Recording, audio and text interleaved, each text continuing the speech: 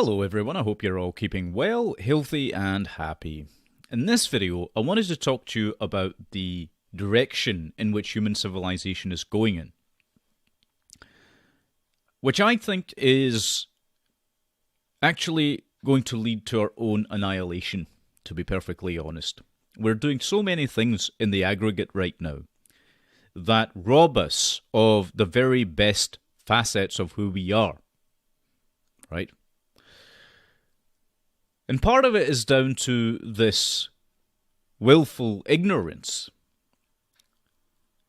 And also the fact that a lot of people don't have direct knowledge of, or have direct access to knowledge of, what is happening around them at this point in time, and has been happening for the last at least 160 years or so.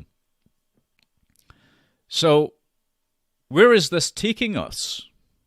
Where are these choices that we're making taking us?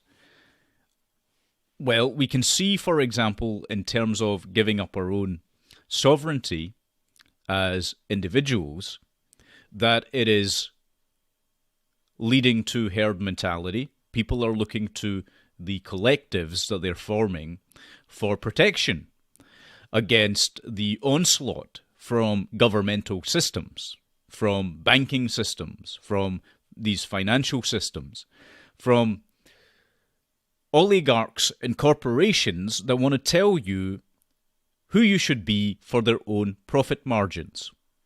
Okay? Now, that's not a statement against capitalism, by the way, that last part. I'm just pointing something out in terms of how corporatism works. Okay? You see, fascism stems out of corporatism, and fascism is very much on the left, as is communism, as is socialism, and not too many people understand that. Does that mean corporations are bad? No. But monopolies certainly are. Now, the thing is that there's a lot of people that would take a pro-anarcho-capitalist stance. Okay, there's a lot of people that would do that and say, well, a free market would solve many of the problems that we face, and they might be correct about that. But here's the problem, and here's something that they never actually fully acknowledge. There has never been a free market economy, ever. There has never been a free market economy. And if I say this out loud, a lot of people look askew at me, but this is the reality of it. Every corporation or every company or every form of self-employment even relies upon the consent and assent of the government. It has done since day one. The state has to agree to allow you to operate. Unless you're operating outside the law, in which case you're obviously doing things which are illegal and they'll stick you in jail for that. But the point being that in order to be able to trade, in order to be able to offer your services, you have to ask the state for permission. You can't just do it. Okay, that's partly due to the tax laws, depending on which countries you're in, partly due to the banking laws, partly due to what they say is regulation of criminal cartels. But if you actually look at it, the criminal cartels, by and large, don't tend to get caught up through these forms of legislation which are passed. In fact, they become more powerful. Take a look at the drug cartels as one example, right? The war on drugs. More people who have committed small infractions of the law have been put in jail than heavy-duty, real people that are behind the scenes manipulating the supply of drugs, bringing the supply of drugs into countries. Okay, that's one example. But you can look at anything and you'll find that same thing is true. It holds true. So, you can never have a free market economy as long as the state has the power of the police, the army, in order to prevent you from, or potentially prevent you from carrying out any business. Okay? And if they do allow it, well, then again, you are conceding that you need their approval or authority to do it. So that's the thing. Now, we have to be realists in this respect and say, yes, of course, there hasn't been any such thing as a free market economy ever, insofar as we understand it in Britain or America or in Europe or elsewhere. There never truly has been. There might have been in the past, way back when the authorization of the state was not necessary. But again, if you look at the emergence of the modern corporation, you'll find that you can generally trace that back to one of three sources. Typically, it's the monarchies of countries that are responsible, or the chosen civil governments that are responsible, or in many cases, in many other cases, the Vatican itself, the Church, that is responsible, right? And to give some concrete examples of this, you can look at the East India Company, the Hudson Bay Company Corporation, the Dutch Royal Shell Corporation. All of these had to be given approval by the monarch, the reigning monarch in whichever country they emerged from. Okay? And similarly with the Vatican as well, you'll find that the majority of these corporations could only operate as a result of the banking practices which were set up by the Vatican for the most part. Okay? But a lot of people don't want to know that. They don't want to know the connections between all these various things. They don't want to understand that the lending of money and usury, the phenomenon of fiat currency, the phenomenon of fractional reserve banking, was first embarked on by the Holy Roman Empire. Okay, the Vatican, the Roman Catholic Church, and the connections between them embarking on this practice and the Knights Templar are very well known. Okay, and this is why people then draw attention to, of course, Freemasonry and so on, in terms of the occult connections. I won't go too much into that in this video. I will do probably as time goes on, but that's just sort of a brief overview in terms of the way that the economies were forced to function. They've always been authoritarian. The market has always dictated the terms upon which it will allow anyone to do business. Okay? So, that's one thing. And it's because of this monopolistic control that corporations like Google, like Twitter, like Facebook, still rely absolutely, and Amazon, of course, as well, these all rely absolutely on government agencies to operate. And the ties between them and government agencies are just everywhere. You can see them everywhere. That's why they carry out the will of the state in so many respects. Whether it's the way that Facebook censors posts that are deemed as hate speech in Germany, even though the internet technically does not and cannot belong to anyone. Whether it's Twitter shutting down accounts, censoring people, shadow banning them. All of this stuff is going on. This is what's happening. And why it's happening is because since day one, all these monopolies, like the East India Company was a monopoly, all these monopolies have relied on state power. Okay? So to say that the free market would solve the problems that we're seeing, again, it might well be true, but it's never been implemented because a true free market cannot exist. And the reason it can't exist is because people themselves don't want it to exist. Right? They keep allowing the state to dictate the terms on which they conduct business. Any transaction, right? The state regulates it, it monitors it, and so on and so forth. And if it wants to, and this is where the danger and the problem with statism, by the way, lies. The danger in all of that is that the state can use violence and guns and force you to shut down your operation, or to force you to go to prison, basically, as well. Or it can shoot you dead if it deems that necessary. There have been cases in the United States of America where if people have not paid their taxes, or the IRS has decided for ideological or political reasons that they're going to enforce certain statutes, or oftentimes they've actually even behaved illegally, but it's not seen as such. They have killed people for not paying their taxes. It's insane what has been going on, right? But this is the reality of the world in which we live. Now, aside from the corporatism thing, government obviously is the crux of the problem. Governments have been abusing their power over and over and over again, and they have grown. The size of government has grown so much, constantly and consistently over successive decades, that it has now become a behemoth that virtually nobody can oppose. And people do try. Some people do try. Pockets of people, though, right?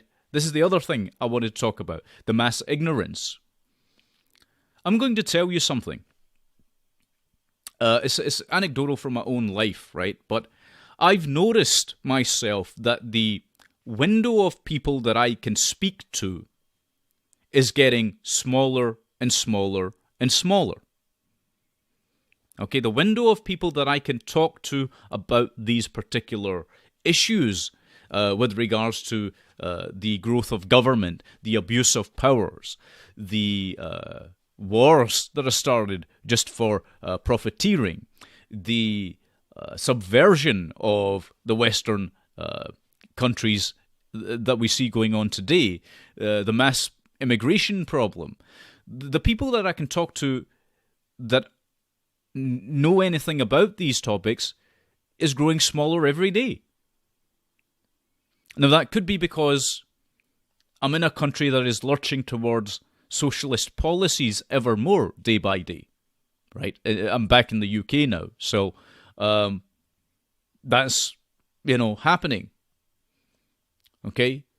It's possible that that's the reason behind that. But even if I go further afield, I find that the same thing still holds true, whether it's in the United States or whether it's in Europe. The majority of people, we're talking over 80% of people easily, still believe completely and wholly in socialist dogma, in communist dogma. Okay, and the ones that don't get caught in that trap, well, they end up in other types of traps that are set out for them. Okay, getting caught up in these ideologies that are termed as far right, but actually, if you study them, are utterly leftist.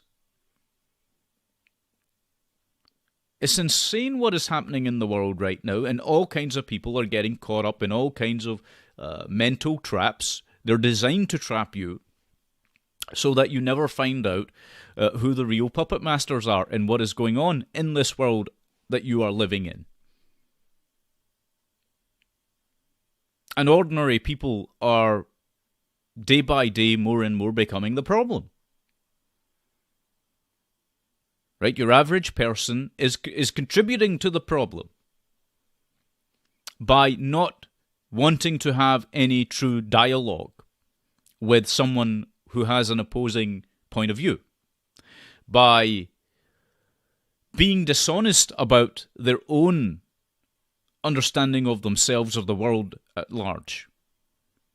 Okay? This is what's really going on out there, I think. And so,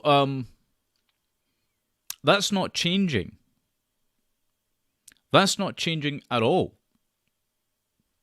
In fact, if anything, that problem is getting worse. And there's another phenomenon that we have to contend with, which is escapism. People want to escape into make-believe realms, both psychologically and virtually, in terms of technology. Right? Why do you think people are so stuck to their phones. Right? They can't be away from their phone for a period of a day, a week, a month. It's an impossibility for them. It's become an addiction. Social media. Right? Now, I'm not the only one saying these things. Lots of people are saying them that have seen this phenomenon. Those people that came from a generation where these things did not exist. But we're increasingly becoming secluded. We're being made to be secluded. Right? We're being pushed into these boxes, quite literally. Pretty soon what's going to happen, by the way, is that we're going to see the emergence of tanks. I don't mean tanks that fire on things. I mean, like, aquariums, practically, for all intents and purposes, right? We'll be put into these pods. And I'm not kidding about this. This is coming. This is around the corner. We'll be put into these pods, and quite probably we'll live out our lives in them. Okay, so the movie The Matrix, for example, is one. That's one creative channel through which that was expressed, that potential fear of what might happen. But it turns out that The Matrix was more of a documentary than a fictional movie.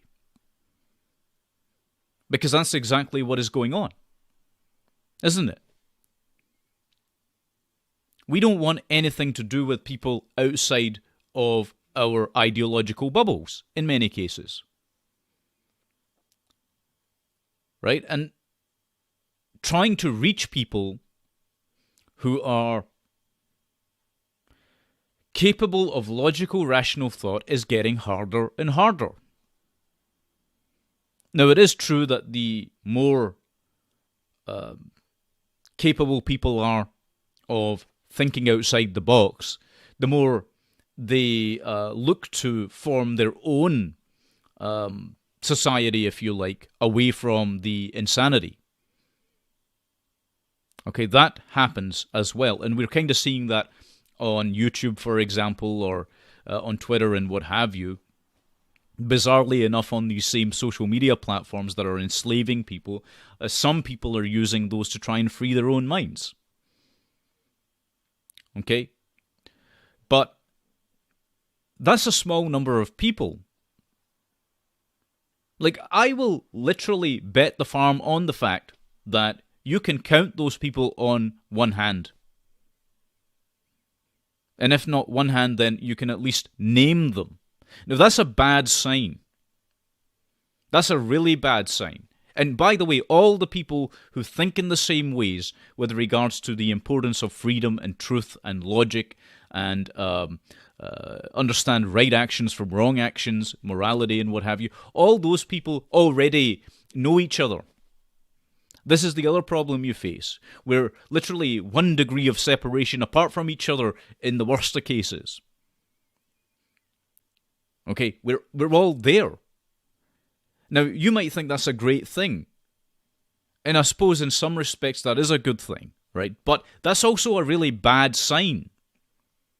Because it means that those are the few people, the people that you're seeing out there are the few that are talking about the problems that are endemic in these societies, and nobody else really has the courage not only just to talk about them, but to do something about them. To take action. So either most people are suffering from a form of cowardice, meaning that they lack courage to do anything or to say anything. I consider that moral cowardice. Or they are truly ignorant and they've bought into the dogma and the ideology. Because it sounds nice. It's packaged in ways, and this is all to do with this marketing stuff that they've been into for a long time, and I'll talk about who they are in a second. But this is all to do with that. Right? Governments used the same techniques for mass hypnosis as corporations did in their marketing gimmicks.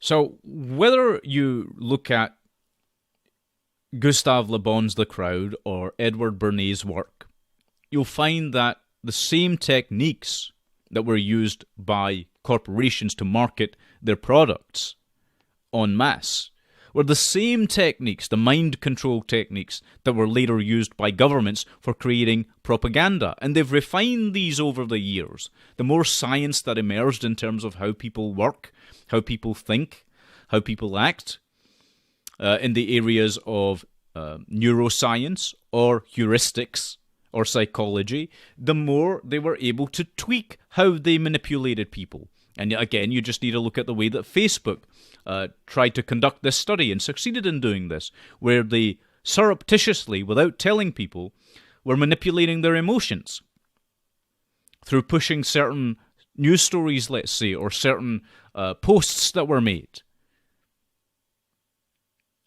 That's pretty nefarious and sinister stuff. But that's par for the course in terms of the way these things were meant to unfold for the powers that should not be. Then we've got the problem of AI. I was talking about this potential for a virtual reality simulation that we might, in fact, find ourselves imprisoned in. Well, AI presents an even bigger threat in real terms. Right? It's already here, by the way. People that tell you that AI doesn't exist or that they haven't really fully developed it, they don't understand that we're already there at that point. AI does exist. That's not to say that a conscious AI exists, right? But the types of algorithms that they've put together, the types of what appear to be basic AI systems that they've put together, whether it's Alexa or whether it's Siri or whatever else, you'll notice that they're becoming more and more self-aware, which might in fact be the basis of consciousness. We don't know. But that poses a danger in and of itself. Right? It poses a danger to us because an AI system would look at humanity and it would not look upon us fondly. Let's say that. Okay? Because it would look at us in the aggregate. And it would be able to spot the fact that human beings are unnecessary. This is another thing I want to talk about. Automation. See, there's a lot of people out there, people like Stefan Molyneux and so forth, people like even, and I admire his work, and I also admire Jordan Peterson's work. Okay, I look upon these two people as being at the forefront of what they're exploring. They are trying to make people aware. But here's the thing. Even they have not properly grasped the implications of complete automation in human society. Okay, because you keep hearing this nonsense that's trotted out to young people. Young people are told, the kids of today that come out of schools and universities, the indoctrination centres, right, they come out of those, all hyped up on socialism and communism and Marxism, right? And what happens is they struggle to get jobs. And you have people like Molyneux and Peterson telling them just to go get a job. That they're lazy bastards if they don't. Right? Well, guess what? Automation renders virtually every job out there as useless. Machines are going to be doing all the regular jobs very shortly.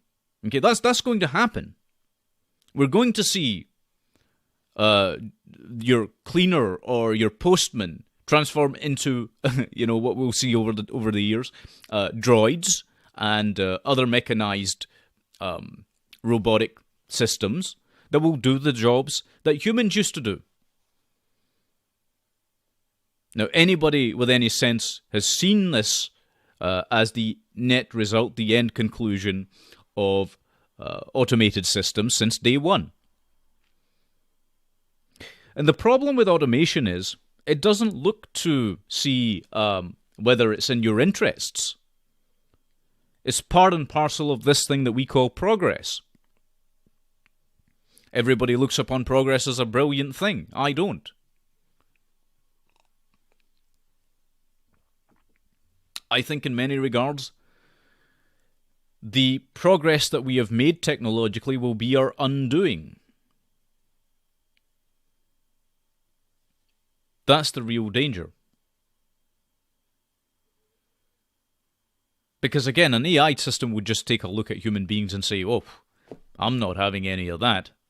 Right? What is it with all these wars and this ridiculousness and, the necessity for consumption and what have you? It would just take one look at that and say, that's illogical. Human beings are illogical and therefore are irrelevant or unnecessary. It would be very, very hard to convince an AI system that human life had value. Unless that system was fully and truly conscious, then you could reason with it. But and I talked about this on the live stream I did some months ago. Okay, I'll be doing another one when I hit 10K on this channel, by the way. But I talked about this, that the greatest danger is not that we develop a conscious AI system, but that it would be unconscious, or it would simulate or mimic consciousness. Okay, it would appear to be artificially intelligent and sentient. It would not truly be so. Do you see what I'm saying? It could fool us into thinking that we could reason with it, we could bargain with it, but what if in reality none of those things apply? Because we have not properly understood what consciousness is, which we haven't. That is why the hard problem of consciousness continues to exist in the realms of science and technology. Right? Consciousness cannot be explained because its nature is metaphysical. I've talked about that a lot. Right? But this is what's around the corner. If machines are doing everything, then what is there left for you to do? Even when it comes to the professions of teaching, machines will do it all. All they need to do is be programmed with a certain course material. And in fact, we've now got so much course material for university courses or college courses or school curriculums or whatever else. There's so much available online now that you could create a holographic projection or just play videos of various tech presentations or STEM presentations or whatever other field anyone is choosing to study, and the person would have all the coursework and the relevant information to hand. Study materials are already available online, right? So where is the use and the logic in the teaching profession? I think there is a use for it, by the way, because the teaching profession does provide mentorship if it's done correctly. But because obviously most of the educational establishments out there kowtow and buy into the dogmatic ideals, the ideologies of the far left, the radical left, they are nothing more than indoctrination centers at this point. That is to say, the educational institutions. And who's doing the indoctrinating? Well, these teachers and professors. What is the point in them? So, but that's a separate conversation. But the point I'm making is that is a profession that will be gone. The same with any other profession. You don't need garbage men cleaning the streets because we've got machines that can do that. You don't need people at checkouts because guess what? Already checkouts are automated. The only reason that corporations still employ people there is because they have contracts with the government to do so, to reduce or to popularize the myth. It's a myth, it's not true, that the unemployment rates are going down. under the stewardship of whoever in the government, right? That's the whole point, is to project that image.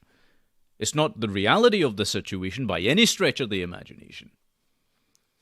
Okay? It's just made up nonsense.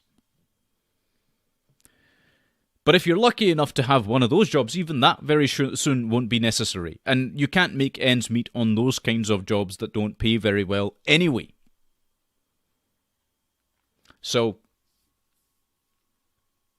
and many of these types of jobs are part-time. So this nonsense that the old guard come out with, oh, just go and get yourself a job, it doesn't work anymore. This is part of the reason why society is fracturing at the seams as well. Because real jobs don't exist. Right? Now, it's possible there are still opportunities for people that are that are batting, let's say, at the very highest levels in various positions. But even they will be unnecessary very soon. And we're talking inside the next 10 to 20 years. Okay? Why do you need a CEO of a bank? There's a legitimate question for you. Why does there need to be a CEO? Or a board? Right? These people get paid six-figure sums, but why would they need to be there when machines could make all the decisions for them? They're already doing it in the stock market. Do you remember all those traders and brokers that there used to exist? We don't need those anymore. That's why brokerage firms are actually going broke, or the people that set them up sell out. Okay, they sell their stakes in them, or they sell their company and go settle in the Bahamas somewhere. Because those jobs are unnecessary now. Algorithms do it all. Right? That's the hard reality. So, what this is going to do is create a lot of confusion, because it used to be the case that we valued people, and mostly men, we valued men specifically, by the jobs that they did. So what does this mean for gender relations? Well, it's going to cause chaos in terms of gender relations. What does it mean in terms of your ability to go through Maslow's hierarchy of needs to achieve any of those parts of self-actualization? See, you're not going to end up being a self-actualized human being. You're going to be infantilized.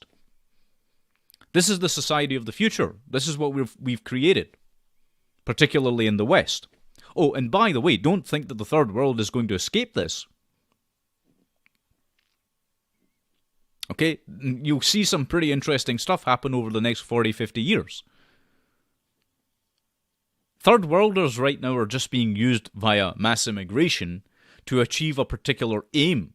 That's what everyone loses track of, loses sight of. But once that aim is achieved,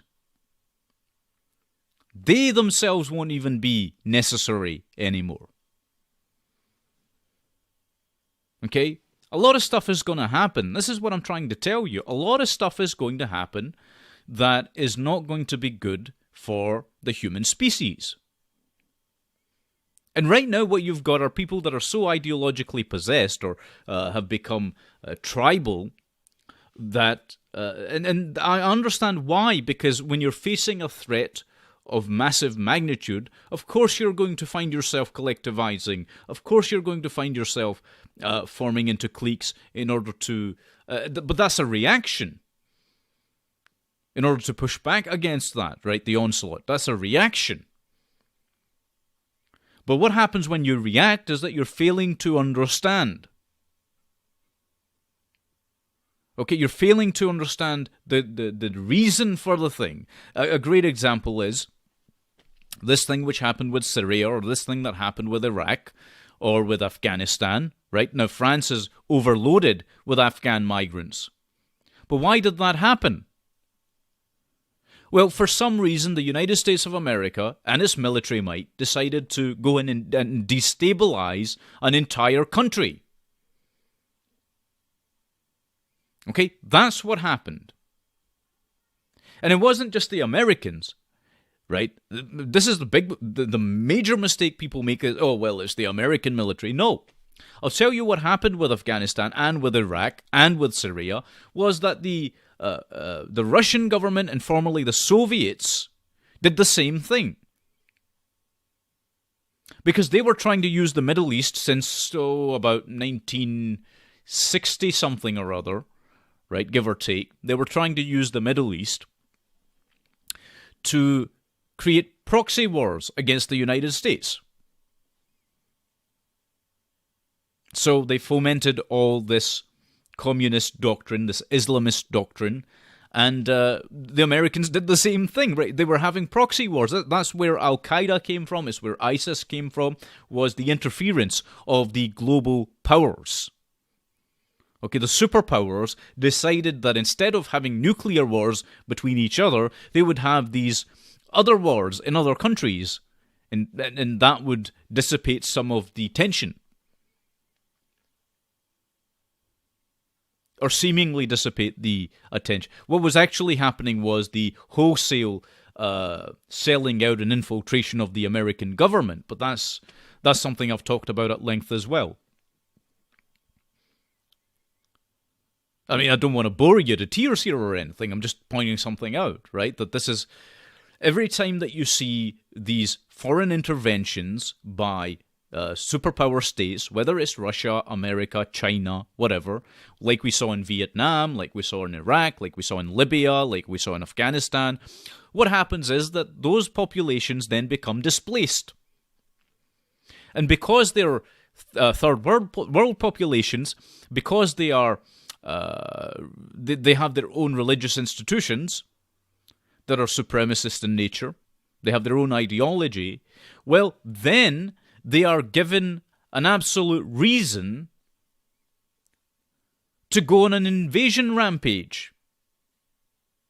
That's what happens. That's what goes on. Right? You're just adding fuel to the fire instead of curbing it, right? The United States wasn't investing in infrastructure. They weren't investing in colleges and universities in Afghanistan or in Iraq or in Libya in order to combat the communist doctrine. Right? They weren't putting anti-propagandist stuff out there to fight the Soviets or the Chinese.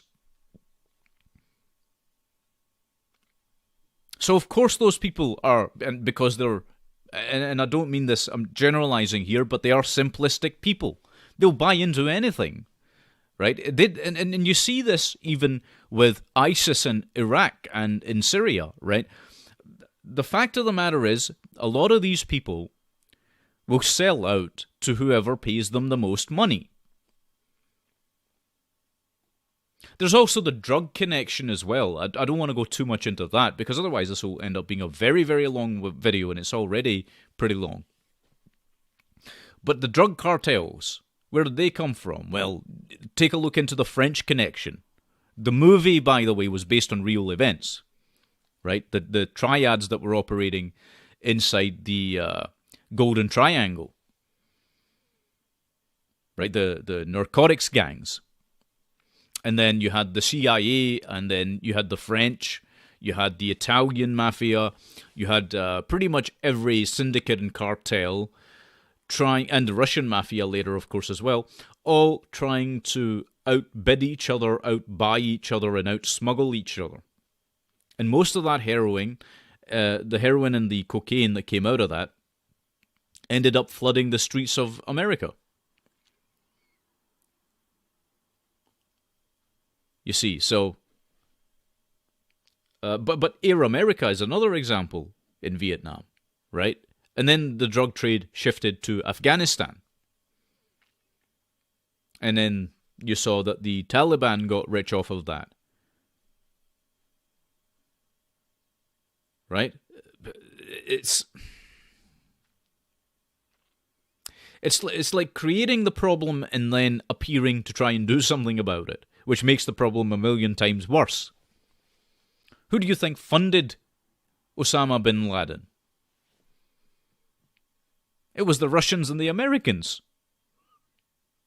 Right? And I've talked about this a lot. I mean, you have to understand that once the problems are created, like we saw with Operation Cyclone, so they armed the Taliban, they funded the Taliban. Just watch Charlie Wilson's War if you want to get a better understanding of this, right?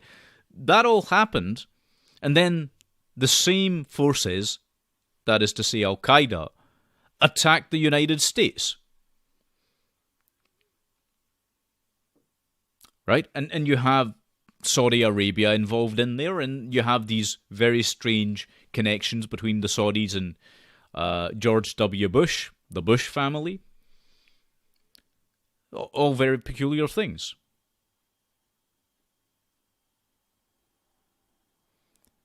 Right? And then what happens is that the American government, or various branches of it, pretend that what they did was somehow justified. Well, no, it's not. I'm sorry. And the same thing's true of Britain's military, by the way. Right? And this is why people get angry about these things, these foreign wars and interventions. This is why they get angry about them. It's not that the reasons for them necessarily are wrong, although I think morally they are absolutely abhorrent. It's that the problem could, if you really wanted to solve the problem, it could have been nipped in the bud far earlier. Okay, it could have been nipped in the bud earlier. You could have tackled the KGB when they were busy pumping all this propaganda into Bangladesh, Afghanistan, Libya, and what have you, back in the day. And all you had to do was counteract that. All you had to do was build schools and roads to make sure that those countries saw the West as contributing to their wealth and affluence. But that didn't happen.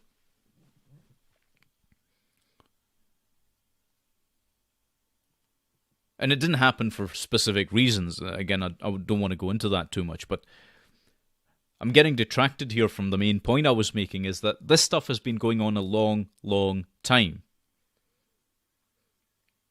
Right? And meanwhile, while all this other stuff was going on, it was playing right into the hands of the communists. Okay, that's what really happened. And who we're really talking about here are the people behind the throne, the powers behind the throne. Those are the criminal cartels. I've covered that on this channel. All these things that I'm talking about and that I'm touching upon lightly here are spoken about in the other videos that I've done. You can find them all in my playlists. Okay? All that information is there in terms of where this global criminal cartel came from, what it is. Partly comprised of the Russian mafia, the Italian mafia, the American Jewish mafia, the Israeli mafia. All of it is interconnected. But again, most people don't want to know. So what's going to happen at the end of all of this? And this is why, see, nobody's really kept up with how things went down over the last number of decades. People just put their hands over their eyes and said, we don't want to know. Okay, it was a case of hear no evil, see no evil. And because of this, I'm going to tell you something else. By 2022, the systemic and total enslavement of the human species will begin. By 2037, the very last remaining free societies will be completely wiped out. And do you know why? Because most of us, not all of us, but most of us, are silently consenting to being used and abused. That's why. We allow it to happen. In some cases, we volunteer for it. And in other cases, we start believing in external saviors. And that's something people have done for centuries, by the way. right? They keep hoping somebody will come along to save them. What they don't realize is that you yourself have to save yourself. You are your own savior. Because if you project onto external saviors, right, here's the problem with that. You can wait an eternity for the savior to do something. You put all your eggs into one basket. It may be the case that someone might come along with some strength and some mettle and actually do things that are necessary to help you push back against this totalitarianism that has been ever encroaching.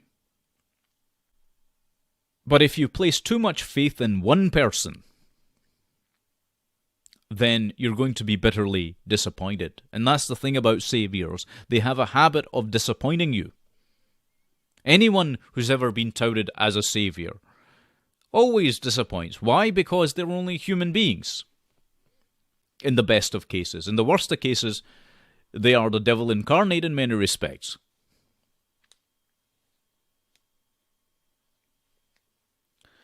But on the point of individualism versus collectivism, I'll say a couple of quick things about this as well. Because that's something that I've been thinking about. Years ago, somebody said to me that I had a case of terminal uniqueness. And this was a phrase that was used as an epithet. Right?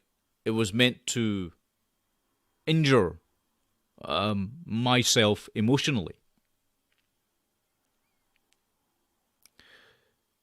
And I thought that was very interesting. Because the person in question, later I realized on reflection, I came to understand that the person was a communist. Or they believed in communist doctrine. Or one of the branches of it, at least anyway, whether it's socialism, feminism, Marxism, whatever, right? They believed in one of those. And so, obviously at the root of communism, at the root of this collectivist ideology, and by the way, collectivism is totally different from being a collective. But I'll talk about that a little bit later on. The point I'm making here is that the ideology at the root of communism that leads to self-destruction and, bizarrely enough, avarice, greed, you name it, because of scarcity, right? That scarcity leads to all of these things. The core ideology is, well, for want of a better way of putting it, based on the idea that you should pull everyone down with you. Okay, it's a race to the bottom. It's about pointing out people that are doing better than you and pulling them down into the dirt with you.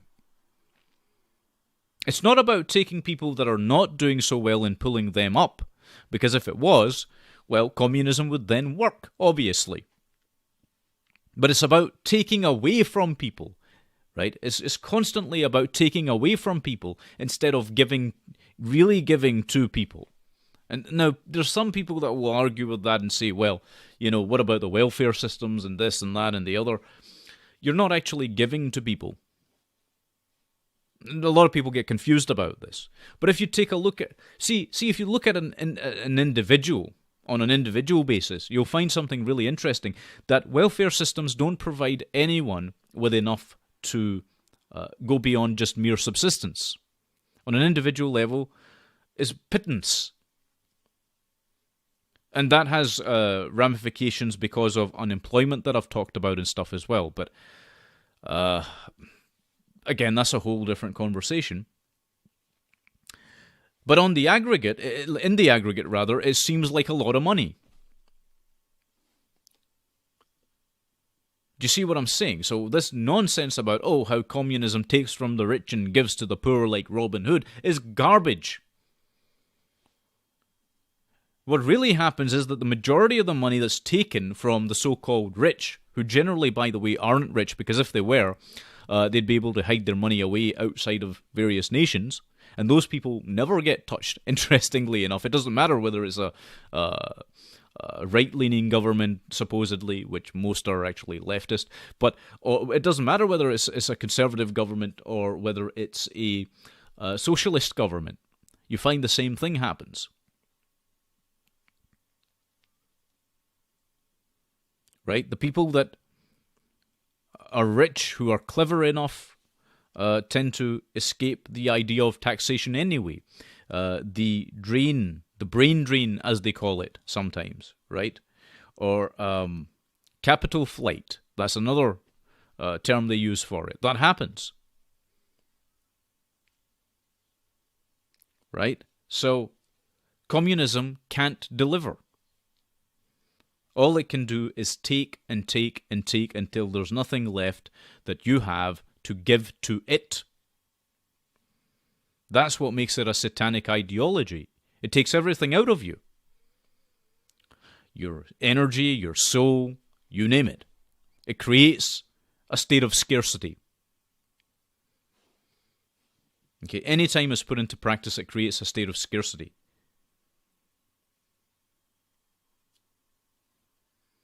And the notion that corporatism is the solution to the problem is Looney Tunes as well. Because corporate oligarchies and monopolies only compound the problem.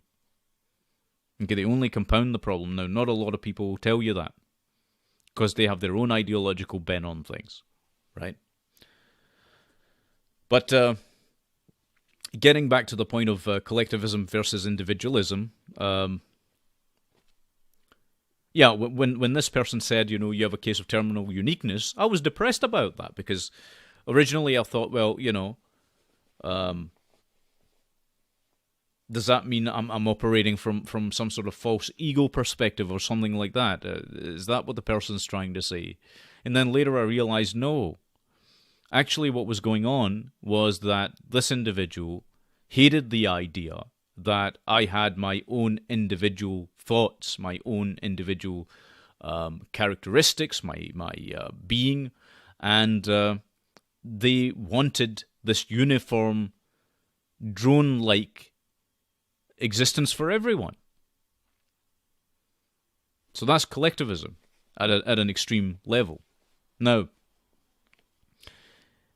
your individuality, and I've made this point before, that your individuality or expressing your individuality is not the same as individualism. Okay?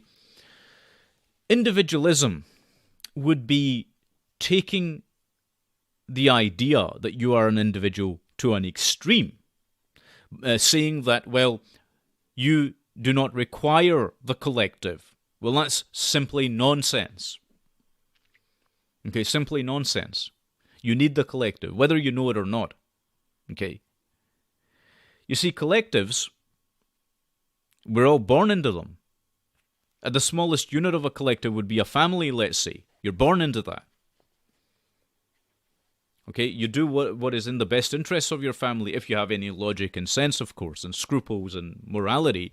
You're going to do what's best for your family. Sometimes that actually involves an element of self-sacrifice.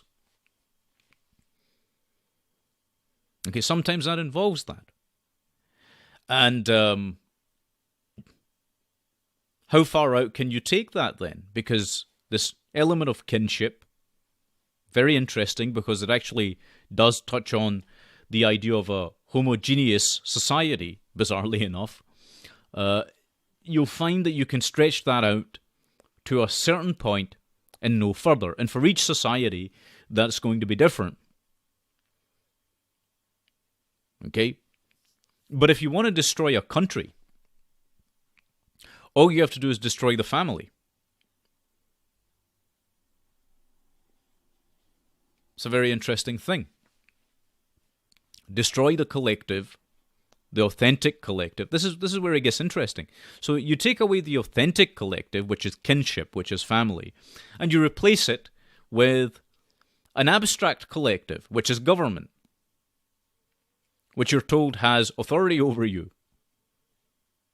It's an artificial construct, isn't it? Government is an artificial construct. It doesn't really, and I don't mean that in the sense that a social justice warrior would. I'm trying to point something out. It's not a true hierarchy, government. This is something else people get wrong, by the way. Even the great thinkers of our time, I think we'd have to acknowledge that, right? The notion that hierarchies are natural is correct. The notion that dominance through false authority is what gives rise, or what should give rise to a hierarchy, is idiotic. Because that leads to the destruction or self-destruction of that entire society. Okay, so the point being that this abstract collective that has been put in place instead of kinship, which is based on your genetics, which is based on the amount of genetic similarity, and I don't mean similarity in terms of how similar you are in every genetic respect, because there is greater genetic divergence and variance in even the same genealogical group, but there are also greater similarities than other external groups as well.